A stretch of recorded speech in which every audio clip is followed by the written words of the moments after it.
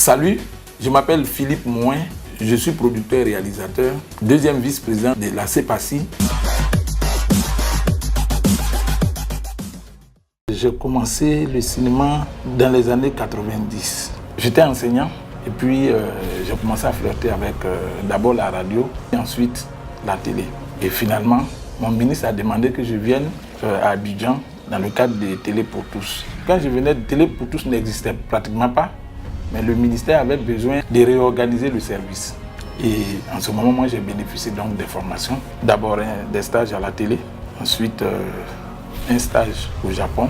Puis c'est à mon retour que j'ai véritablement commencé, pas de vrai cinéma, mais de l'audiovisuel. J'ai commencé déjà à faire des documentaires au niveau du ministère. Après les documentaires, j'ai fait aussi beaucoup de magazines télé.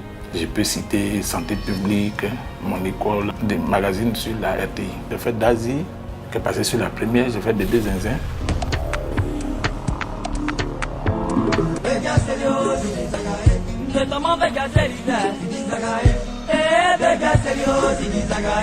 Les dieux de l'amour sont avec moi. C'est pas vrai.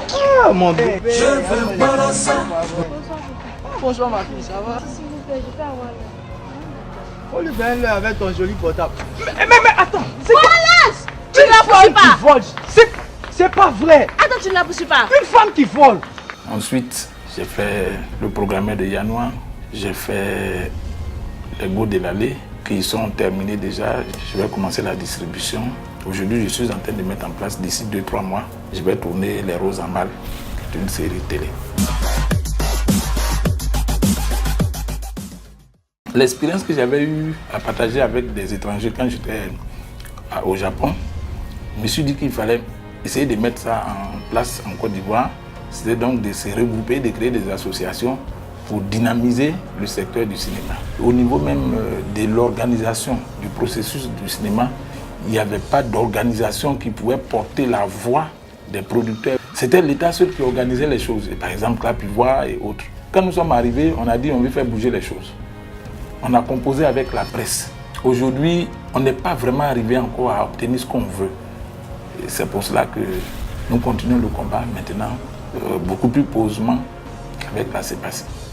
Nous sommes allés voir Feyo Kozoloa, qui était déjà un des grands noms du cinéma en Côte d'Ivoire. Nous avions échangé avec Jean-Louis Coulard pour donner notre point de vue en tant que jeune et qu'il nous donne des conseils. Yo m'a dit un jour, même si vous êtes 2 ou 3, continuez la lutte.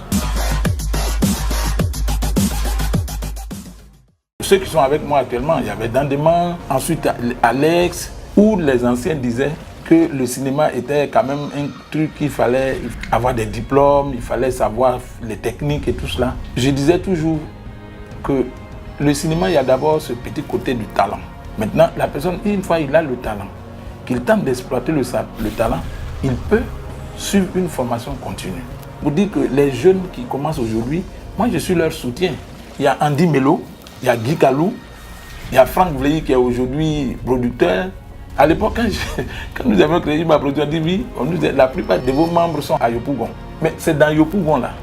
Les gens qui ont eu les prix à l'étranger, au FESPACO et tout cela, Koulibaly Seydou, il habitait Yopougon, c'était les premiers membres. Il y a Fidel Ngoura qui se trouve à Koumassi. Quand mes collègues du conseil de la CEPACI ont soulevé la question de la NISA, j'étais devenu, si tu veux, l'homme le plus heureux. Récompenser les producteurs dans tout leur ensemble, à l'image des journalistes, il fallait le faire. Je pense même qu'on a tardé. La Côte d'Ivoire regorge de nombreuses personnes, de qualités en termes de comédiens, en termes de réalisateurs, de monteurs, d'infographes. Moi j'ai mes amis qui sont au Tchad, d'autres en Guinée, d'autres au Burkina Faso. Ça veut dire quoi? Ça veut dire que nos compétences sont reconnues.